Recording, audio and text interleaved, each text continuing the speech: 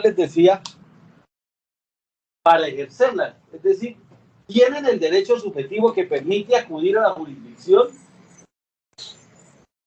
para hacerla valer ante el juez. Mientras que las naturales son aquellas que carecen de ese derecho de acción. Las encuentran reguladas en el 1527 del Código Civil, que señala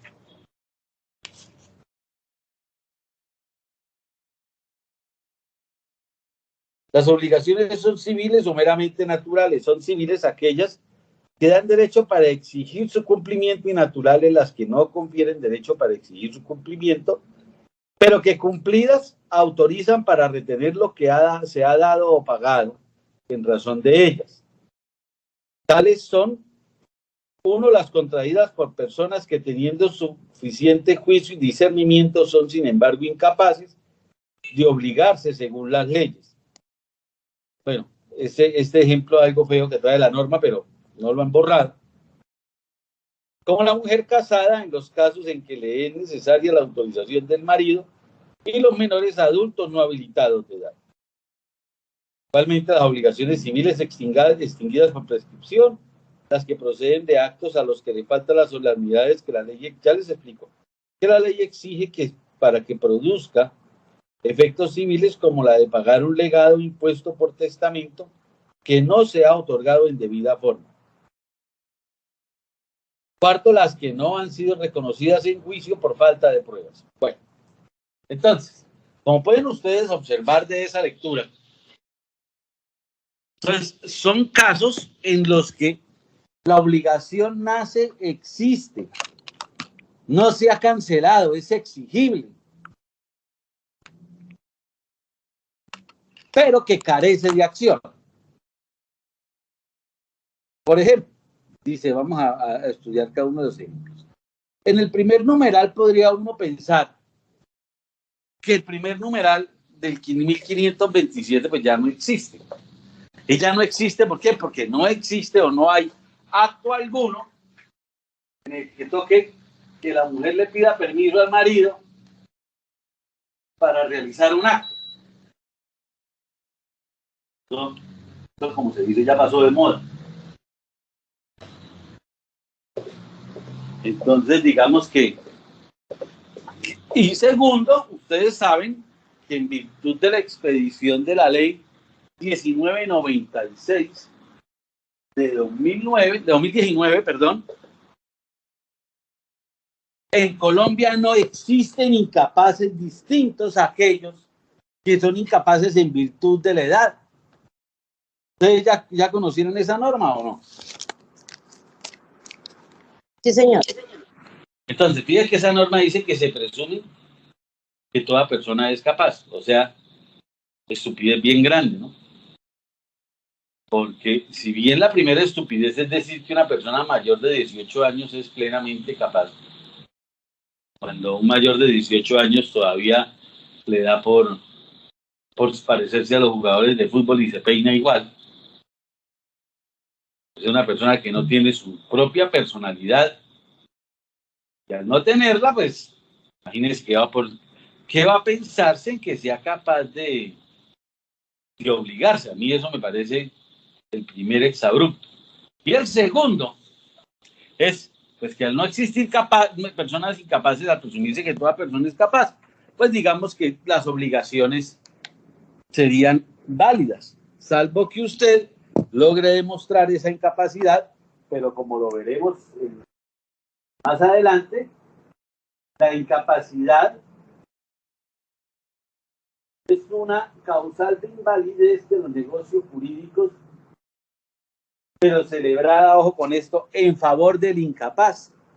Es decir, que el único que podría pedir la declaratoria de nulidad de un acto jurídico realizado o celebrado por un incapaz es el propio incapaz.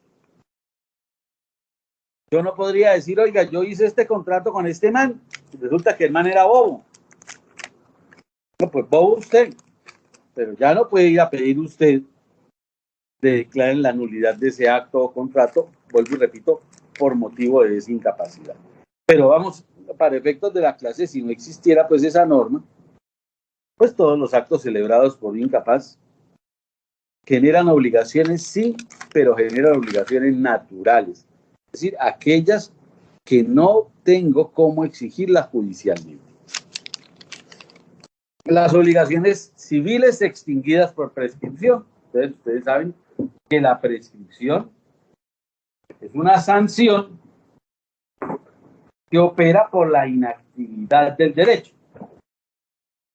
Tiene un tiempo para ejercer su derecho, se queda dormido, o simplemente no lo quiere ejercer, no siempre es que se quede dormido, o no sabe cómo ejercerlo, lo que sea, pues el tiempo lo castigará y le calificará su obligación como natural. Ustedes saben que la obligación prescrita no tiene acción para hacerse exigible. Las que producen por actos que le faltan solemnidades que la ley exige para determinado acto o contrato.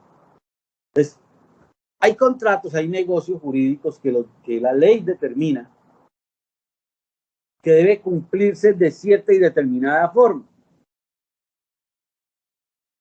Al carecer de esa forma, pues hay que analizar si el elemento del que adolece el contrato genera nulidad o genera inexistencia, pero en ambos casos estaría generando una obligación natural.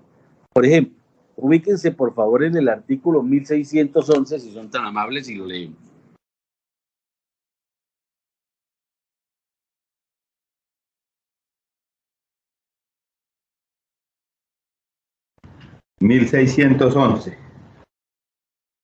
Exacto. Promesa de contrato. La promesa de celebrar un contrato no produce obligación alguna, salvo que concurran las circunstancias siguientes. Primera, que la promesa conste por escrito. Hasta ahí. Pide que esa norma,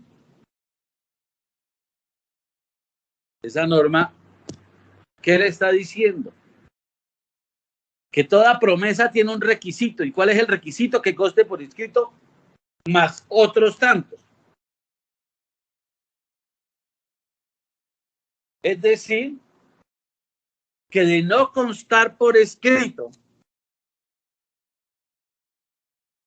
generaría obligaciones naturales. Ustedes dirán, no, pero este man sí, tras de que llegó tarde, llegó hincho. ¿Cómo así que genera esas obligaciones naturales? Algo que no existe, porque ahí está diciendo el contrato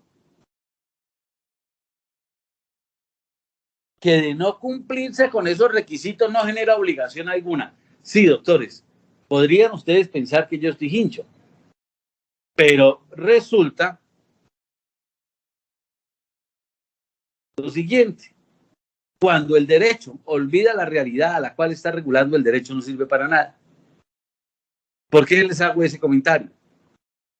Porque es muy común que en los negocios jurídicos se cumplan obligaciones bajo el principio de la buena fe de estar obrando bien y no se está obrando bien. Les coloco este ejemplo. Nosotros somos amigos y ustedes me prometen venderme su carro. Así, estamos en clase aquí como estamos en este momento. Y uno de ustedes me dice, profesor, yo estoy vendiendo mi carro. El carro vale 10 millones. Les digo, oiga, me interesa. Se lo compro. Ustedes les pregunto, ¿hay compraventa o no? No se ha formalizado por escrito. Pero mire lo que estamos hablando. Estamos hablando de una compraventa y no de un contrato de promesa de compraventa. Léase, por favor, a alguno de ustedes el 1857, si es tan amable.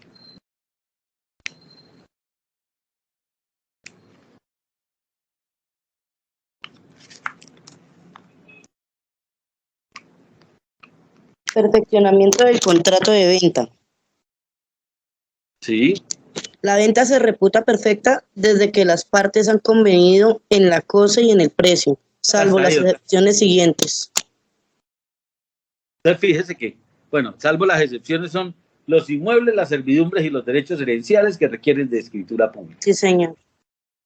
Pero, en el ejemplo que coloqué ahorita, ¿Hay compraventa o no hay compraventa a la luz de esa norma?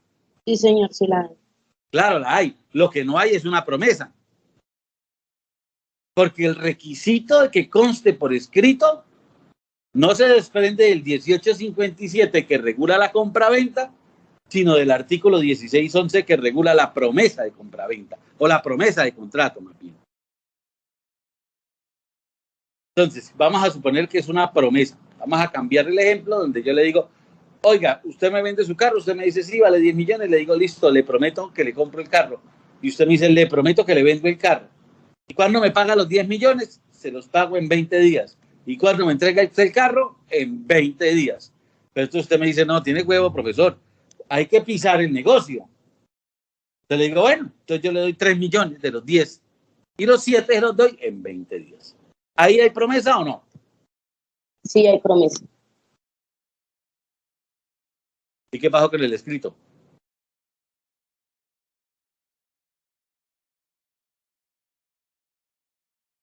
Dije que todo fue verbal.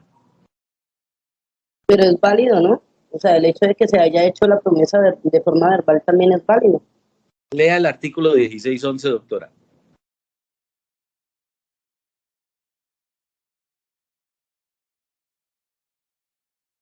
Léalo completico con el numeral primero, por favor.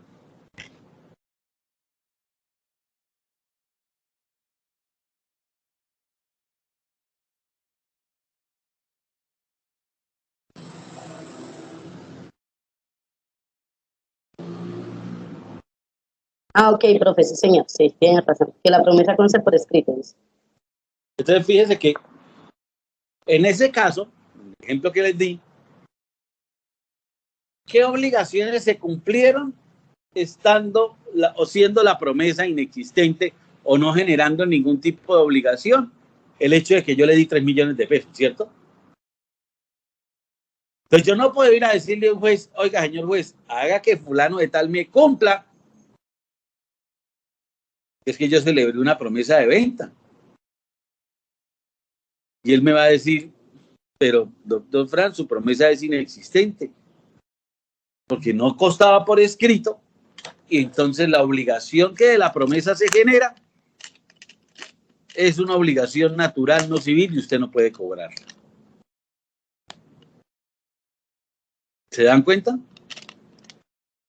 Sin embargo, podría perfectamente, ya eso ustedes lo mirarán pues con su experiencia después, voy al juez y le digo, juez, declare que la promesa es inexistente y ordénele que me restituya los 3 millones de pesos que yo le di. Porque igual se generan obligaciones y esas son las que calificamos como naturales. No puedo demandarlas. ¿Por qué? Porque el negocio jurídico no alcanzó a nacer y lo que nace pues no genera ningún tipo de efecto. Lo que no nace, perdón. ¿Es claro? Profesor, una pregunta. En el caso, por ejemplo, de la ley 1820 del 2003, la que regula los contratos de arrendamiento, que dice que el contrato puede ser verbal o escrito, ahí en ese caso no se configura, está muy bien. No, porque el contrato de arrendamiento, al poder ser verbal o escrito, no tiene formalidad alguna. Y el contrato de arrendamiento se perfecciona con el uso de las cosas. Si yo no le entrego a usted el objeto del arrendamiento, pues usted no puede gozar del arrendamiento. Entonces, en ese caso, así sea verbal, las obligaciones sí son civiles, porque la ley no está exigiendo un requisito para que nazca el contrato de arrendamiento, si es verbal o es escrito, ¿no? Hágalo como las partes lo quieren hacer. ¿Sí es claro? Bueno, y en el mismo ejemplo que usted nos está dando, profe, con el tema del vehículo, dado el caso de que usted entonces pacta con la persona a darle los 3 millones, él entrega el carro y usted dice que en tanto tiempo le entrego el saldo, ¿cierto? Ahí ya sí sería válido porque ya hay uso de la cosa, ¿verdad? Pero usted me está hablando de una venta. Ok, sí, tiene razón. Una cosa de arriendo, sí, tiene razón. Pues, sí, ya entiendo. Exacto. Pero en ese caso que usted coloca, pues ya no sería ninguna promesa, sino sería una compra-venta, porque estamos de acuerdo en la cosa y el precio. Ok, profe, gracias. Es que, fíjese, uno para poderlo entender puede coger con ejemplos de golpes más pendejos. Usted va a una chaza y compra un paquete de papas. ¿Eso es una compraventa? Sí. Vea, usted le dice al señor de la chaza, señor, ¿cuánto vale ese paquete de papas? Y él le dice, vale 2.000 pesos. Listo, démelo, yo le entrego la plata. Una cosa es que la obligación nazca y otra cosa es que la obligación se cumpla. ¿Es claro? Sí, señor. Ok. Y cuarto, dice el numeral cuarto del 1527, las que no han sido reconocidas en juicio por falta de prueba. Entonces, esas son todas las obligaciones en donde yo tengo sentencia desestimatoria. Usted va y dice, mire, es que este señor me insultó. Entonces, inicia un proceso de responsabilidad civil extracontractual. No logra probar el insulto. Pero sí, efectivamente la insultaron, pero no logra convencer al juez del insulto. Entonces su sentencia es desestimatoria. Se puede que se sienta mal por el insulto, pero ya no podrá cobrarlo judicialmente. ¿Por qué? Porque ya un juez le dijo que no tiene derecho.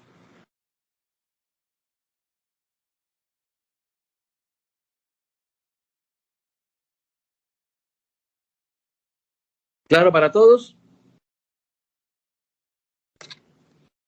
¿O alguna duda? Claro, doctor. Ok.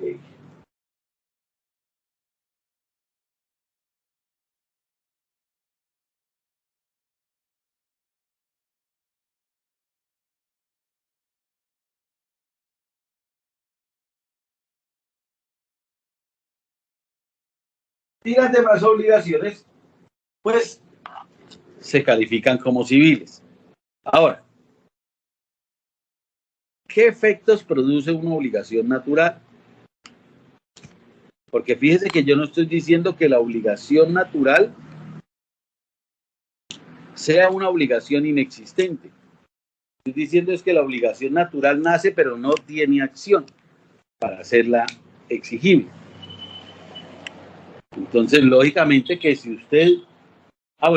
hay un numeral adicional que lo encuentran en el artículo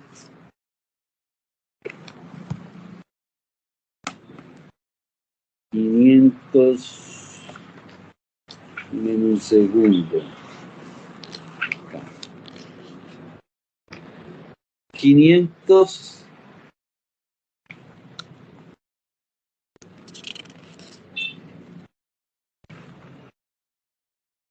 ...565... Miento.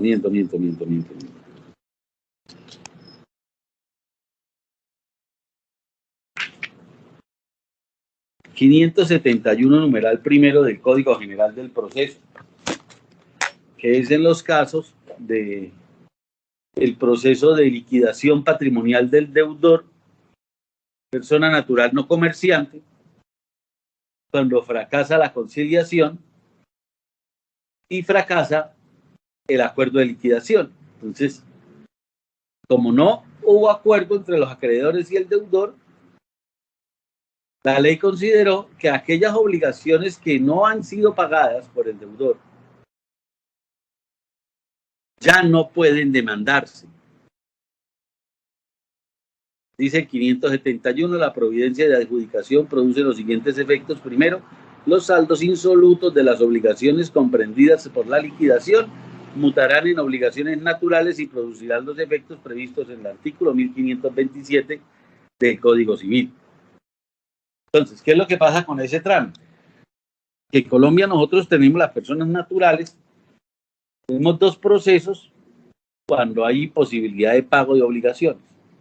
Si es comerciante, un proceso que se rige por la Ley 1116 de 2006, más sus reglamentarios, un proceso ante la Superintendencia de Sociedades, ante el juez civil del circuito, y digamos que no tiene pues ningún inconveniente. El inconveniente es cuando usted es una persona natural no comerciante. Entonces, las personas naturales no comerciantes no van a la ley 1116, sino aplican el procedimiento establecido en el Código General, previsto en los artículos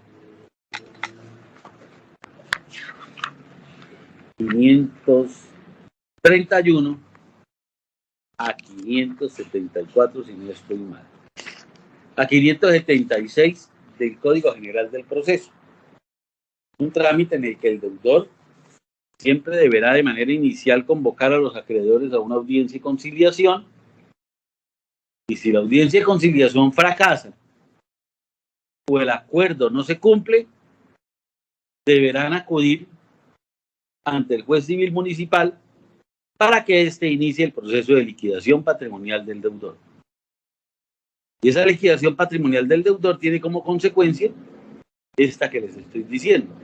Aquellos saldos de obligaciones que hicieron parte del proceso liquidatorio, que no se pudieron pagar porque no se llegó a un acuerdo, o porque los bienes del deudor fueron insuficientes para el pago de todo lo que se debía, esos saldos de esas obligaciones se convierten en obligaciones naturales.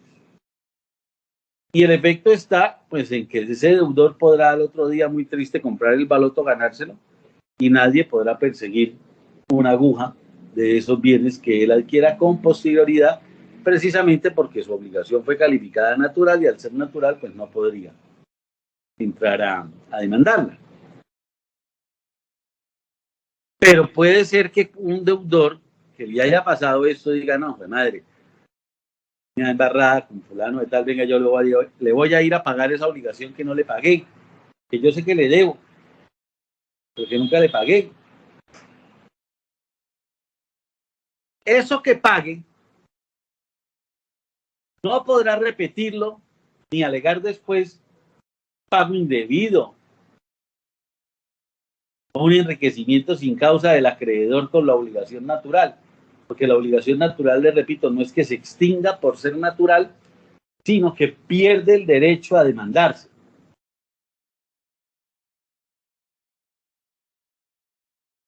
Pero si usted paga lo que debía, así sea natural, no podrá luego repetir o solicitar o iniciar una acción de repetición del pago por un pago indebido.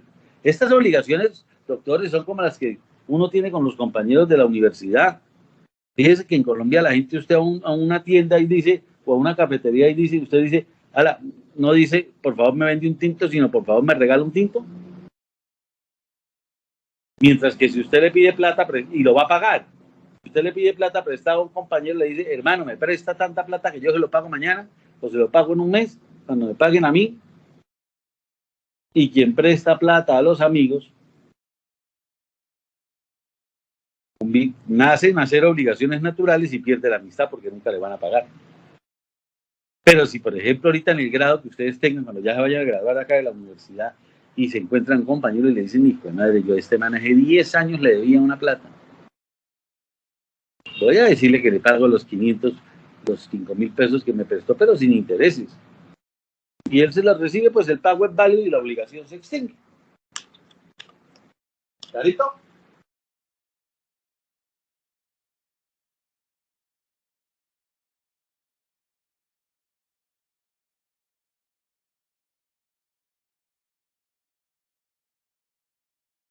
Y las obligaciones civiles son las que son perfectas, están bien conformadas y tienen acción para demandarse, tienen diversas clasificaciones. Entonces, por decir algo, desde el punto de vista del vencimiento, nosotros hablamos de obligaciones puras y simples, de obligaciones sujetas a un plazo o de obligaciones sujetas a una condición. Desde el punto de vista de los sujetos, hablamos de obligaciones solidarias, y obligaciones conjuntas. Desde el punto de vista de la forma de cumplir una obligación, hablamos de obligaciones facultativas y obligaciones alternativas. Desde el punto de vista de los intereses, pues hablamos de intereses comerciales, intereses remuneratorios, de plazo, corrientes, comerciales o convencionales. Desde el punto de vista de las sanciones, podemos hablar de obligaciones con cláusula penal, y desde el punto de vista de su forma de cumplimiento, podemos hablar de obligaciones de medios y de resultados. Iniciemos hoy hablando de esas obligaciones sujetas a un plazo. El plazo,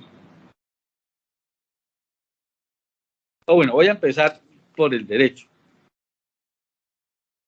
Una obligación que no diga cuándo se cumple, pues es una obligación pura y simple, es decir, la cumplo en el mismo momento en que nace. El nacimiento y la exigibilidad, que son dos fenómenos temporalmente diferentes, aquí se confunden en el mismo acto. El nacimiento, porque es la época en la cual nace el compromiso, y la exigibilidad del momento en el cual el acreedor tiene derecho a demandar su cumplimiento. Entonces, si yo le digo, présteme 5 millones y usted me los presta, pero no decimos cuándo los tengo que pagar, estamos en presencia de una obligación pura y simple, cuya exigibilidad puede ser en el mismo momento en que nace, o cuya exigibilidad puede ser con posterioridad al momento que nace. Pero al ser pura y simple, será una exigibilidad a criterio del acreedor. Es decir, él dirá cuándo deben cumplirle. ¿Y cómo lo hace? Por vía del 1608. 1608 del Código Civil les dice que el deudor esté en mora cuando no ha cumplido la obligación dentro del término estipulado, es decir, una obligación sujeta a un plazo, salvo en los casos especiales que se exija o se requiera al deudor para constituirlo en mora, como es en este caso que estamos hablando. Es decir, el deudacreedor simplemente le manda una carta al deudor y le dice, oiga viejo, lo constituye en mora y esos 5 millones que le presté ayer me los paga hoy. Cuando hablamos de una obligación sujeta a un plazo, entendemos que el plazo es una época, ojo, futura y cierta. Futura porque no ha llegado y cierta porque ha de llegar. Hay certeza de que ha de llegar. Entonces, yo le presto la plata y me la paga el 30 de diciembre de 2021. Es futuro y cierto. Sabemos cuándo es el 30 de diciembre de 2021. ¿Podría yo decirle págueme mañana? No. ¿Por qué? Porque es una obligación que quedó sujeta a un plazo. Y al quedar sujeta al plazo, les repito, pues no puede ser exigida en cualquier momento, sino en el momento en que acaezca o ocurra ese plazo. Y ese plazo se puede presentar de distintas formas. El artículo 1139, Código Civil,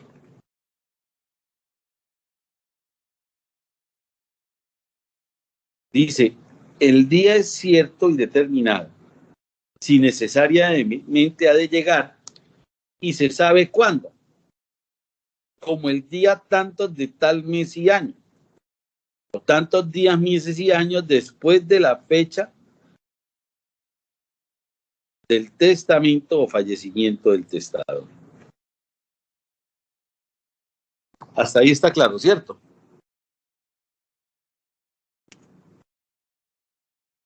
Es cierto, pero indeterminado. Si necesariamente ha de llegar, pero no se sabe cuándo. Como el día de la muerte de una persona. Eso es indeterminado. Es incierto, pero determinado. Si puede llegar o no, pero suponiendo que haya de llegar, se sabe cuándo, como el día que una persona cumpla 25 años. Finalmente es incierto e indeterminado si no se sabe cuándo, si ha de llegar o no, como el día en que una persona se casa. Entonces, fíjese que aquí están confundiendo lo que es el plazo y la condición. Porque la condición es ese hecho futuro, pero incierto. Como el día que usted se case, el día que usted sea abogado, el día que usted sea magistrado, el día que sea campeón del Bucaramanga, el día que tal cosa, el día que el ingeniero Rodolfo Hernández sea presidente de la República, que eso es requete indeterminado. Y es determinado cuando sabemos que ha de llegar. Por eso la muerte, que uno diría que es una condición porque es un hecho futuro, sí, pero es cierto. Todos nos hemos de morir algún día, pero nadie sabe cuándo.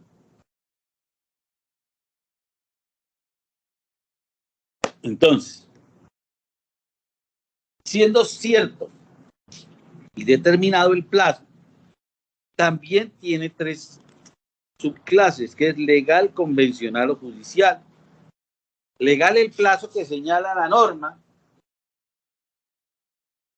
como por allá en el artículo 22 del Código Civil. Parece que es ese. Sí, no, ese no es, mentira. Es el artículo 22-25, que dice: si no se hubiere fijado un término para el pago, no habrá derecho a exigirlo sino 10 días después de la entrega. Ese es un plazo legal. Un plazo judicial, que es el que fija el juez, ocurre cuando corren un traslado, como ocurre cuando le dan un plazo a una persona para que llegue una prueba. Es un plazo judicial.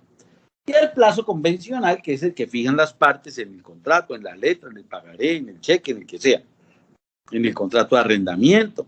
Usted me tiene que pagar dentro de los 30 días, primeros días de cada mes. Ese es un plazo convencional.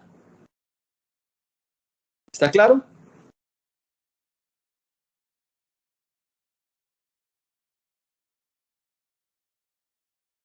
Doctor, ¿está claro? ¿Ah? Que sí, señor. Profe, qué pena. Entonces me dice legal, convencional y judicial, ¿verdad? Sí. ¿Me puede, el judicial es el que me dice que como cuando corre un traslado de mano, que dice que exacto, un juez? Ok, vale. Cuando el juez a veces dicta un auto diciendo se pone en conocimiento de las partes por 2 días, eso es un plazo judicial. El plazo legal es el que tiene como fuente la ley, el que les acabo pues de leer, o cualquiera de las normas que regulan el Código General del Proceso. Está pues plagado de plazos legales imposibles de ser modificados por las partes. Y el otro es el plazo convencional, el plazo que de mutuo acuerdo llegan las partes: págueme tal día, cúmplame tal día, no hay problema. Como el que fija uno con la novia: ¿a qué horas te recojo? ¿A las 10 de la noche? Pues es a las 10, no a las 10:01.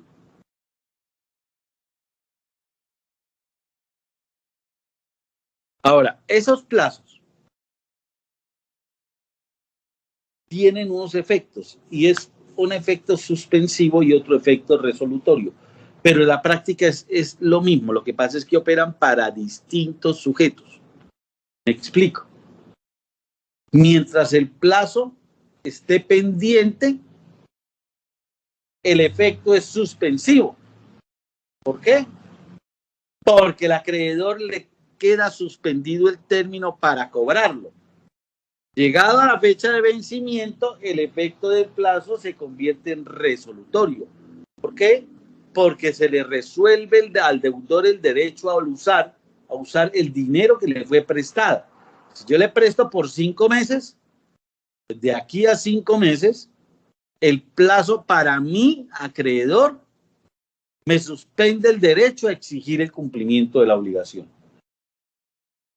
Mientras que para usted, deudor, es un efecto positivo porque yo no le puedo exigir. Llegado el 31 de diciembre de 2021, que fue la fecha que colocamos en el ejemplo como plazo, a usted se le resuelve el derecho a usar mi plata y a mí me nace el derecho a ¿qué? A cobrarla. Por eso decimos que el plazo En unos casos producen efecto suspensivo, en otros casos producen efecto resolutorio. ¿Claro? Pero ¿qué derechos tiene el acreedor cuyo plazo se encuentra suspensivo, pero ve cómo el deudor de manera irresponsable se burla de él y pone en riesgo sus bienes, que son la garantía? Por eso por allá ustedes cuando vieron personas, profesor de personas, creo que lo vieron con el doctor Mario Durán, les decía, ¿cuáles son los atributos de la personalidad? Y uno repetía como un loro sin entender: el nombre, el domicilio, el estado civil y el patrimonio. ¿Y qué es el patrimonio, doctores?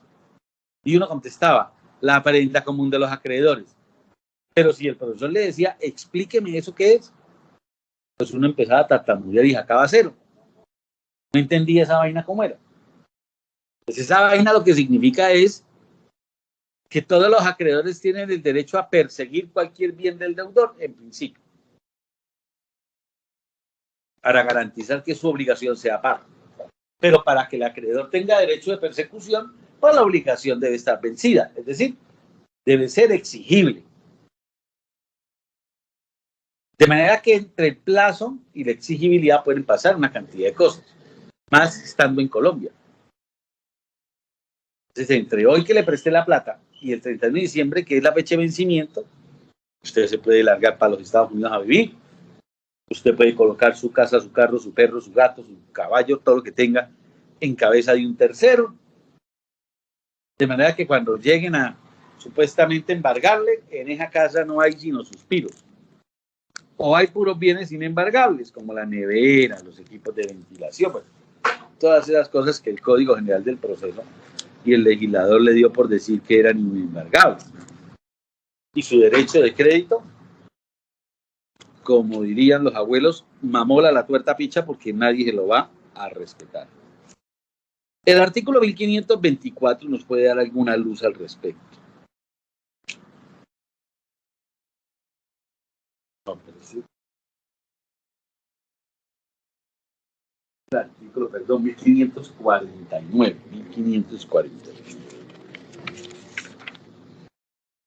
Que dice: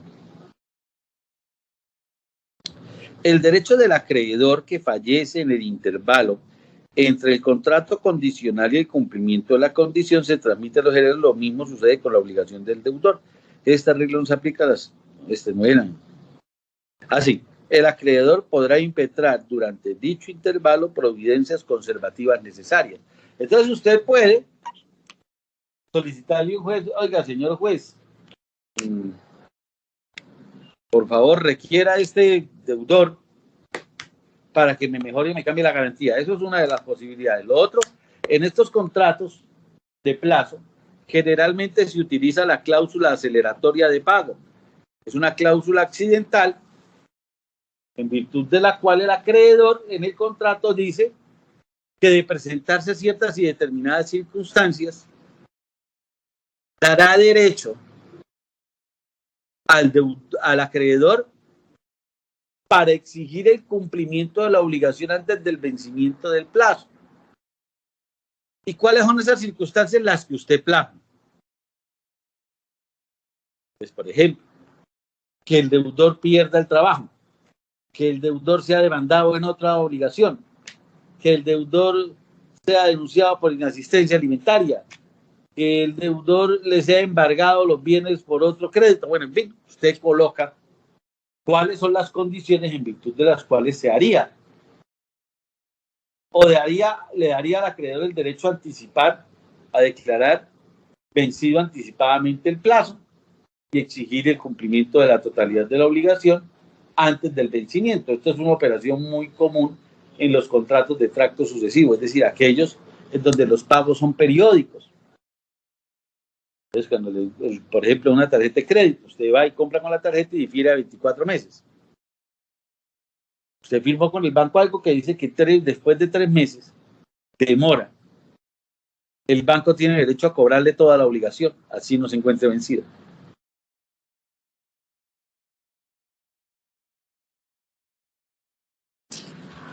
¿Hasta ahí alguna pregunta, doctores?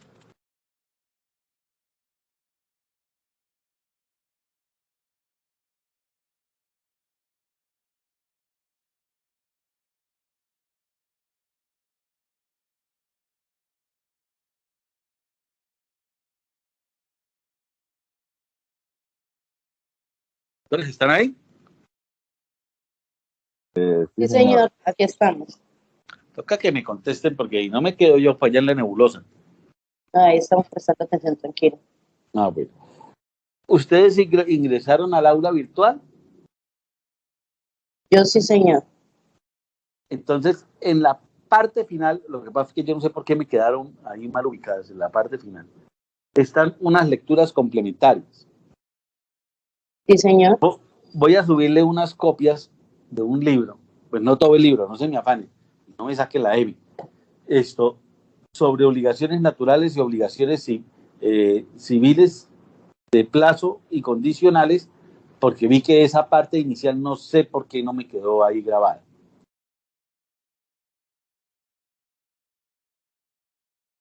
Para que puedan estudiarlo esta semana. Ok, profe.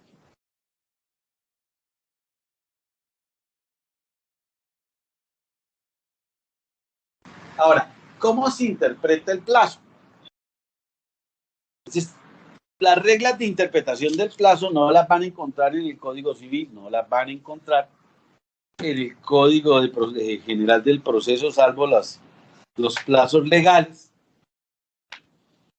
La única norma que la legislación privada regula la forma de contar el plazo es el 829, si no estoy mal, del Código de Comercio. Profesor, una pregunta frente a eso. Bueno. Esto, aquí ven.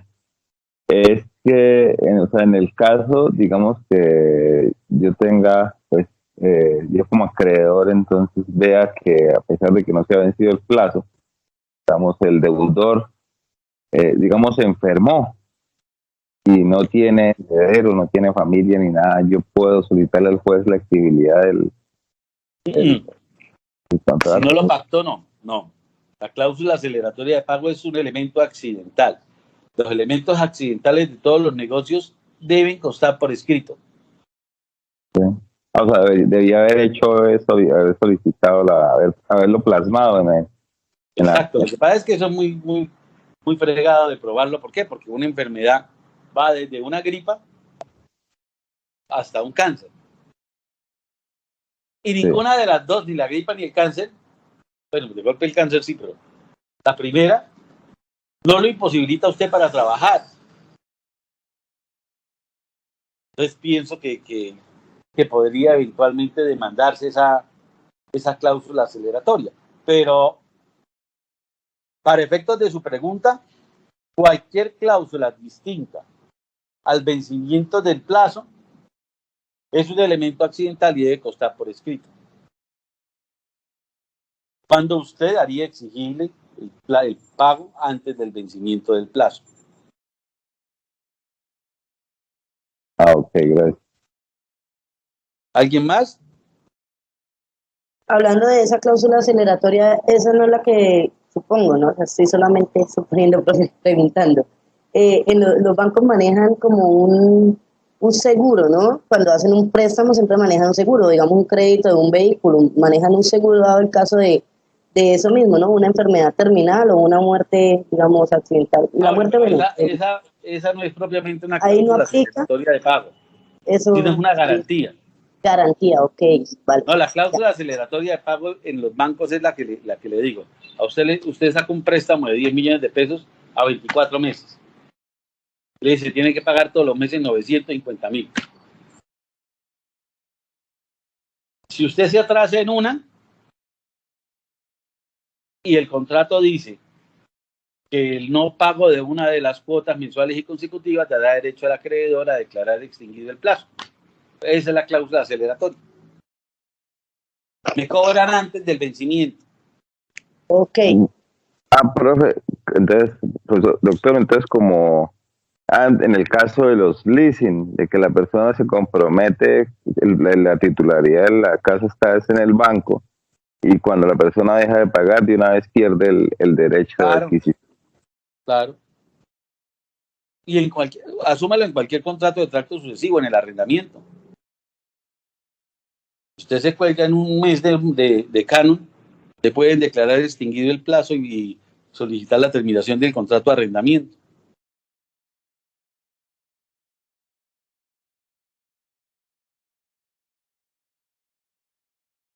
Ok, gracias.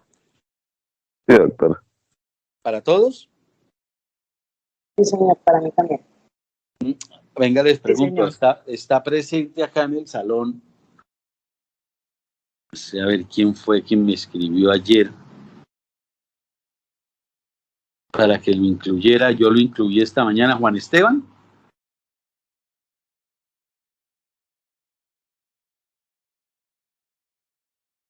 ¿No está? Pues aparece conectado Juan Esteban Collante. Ah, sí, él. Bueno, listo. Eso es lo que... ¿Profe? ¿Sí? Sí, señor. Profe, si le quería Acá estoy. ¿Sí? ¿Quién me iba a preguntar? Yo, profe Natalia. Profe, qué Es que pena. lo que pasa es que... Cuénteme, Natalia. Lo que pasa es que me ha tocado pedirle el favor a Cristian de que me pase el link de la clase porque no estoy incluida en Team, entonces no me puedo conectar. No, venga, hagamos eso de una vez. Ya por hoy ya iba a terminar, que era lo que íbamos a hablar, era del plazo. Pero es que si me conecto acá, tome su nombre completo y la incluyo ahorita. Natalia Gómez Rivero. Natalia Gómez Rivero. Ok. Profesor, ¿Sí? a mí también me pasa lo mismo, profesor. ¿Nombre? Milton Snyder Forero Vesga. Milton Snyder. ¿Snyder es apellido o nombre? Nombre, segundo nombre. Listo, Forero Vesga. Entonces yo les voy a... Profe, me pasa también, me pasa lo igualmente. ¿Quién más? Leacid Mauricio Cubillos. ¿Cómo? Leacid Mauricio Cubillos. No, espere, deletréeme esa vaina porque usted está como mi apellido, que es más enredado. L-E-A ¿Sí? C-I-P. No había pegado. Había quedado sin incluir el resto del año. Leacid. Profe, qué pena. Cubillos. Qué pena, es que no podía abrir el micrófono, pero acá estoy. Profe, lo que pasa es que yo me matriculé tarde, por eso pues me agregó hasta ahorita. Juan Esteban. No, y yo creo que acá los que me están diciendo pasó lo mismo porque yo cuando aperturé el grupo era con los que estaban en lista el día antes de la clase. La doctora Cancelado, ¿está acá? Buenos días, doctor. Cancela. Sí, señor, aquí estoy. Ah, listo. Porque me llamaron de la facultad, pero yo sí me acordaba de su apellido que la había incluido. Sí, señora. Sí, señor, ¿Listo? perdón. Doctores, entonces voy a incluirlos a ustedes tres. Les agradezco me confirmen por un mensaje ahí por Teams, chat, para saber que les llegó la invitación, porque ya está programada pues de acá hasta terminar el semestre las clases. ¿Listo? Sí, señor. Ok, doctores. Entonces estén pendientes del aula virtual y nos vemos el lunes, perdón, yo dije que hoy anoche, el lunes. Listo, doctor, mil gracias. Bueno, Gracias, buen doctor. día. Bueno. Muy bien. Buen día. Hasta luego. Hasta luego, profe. Chao.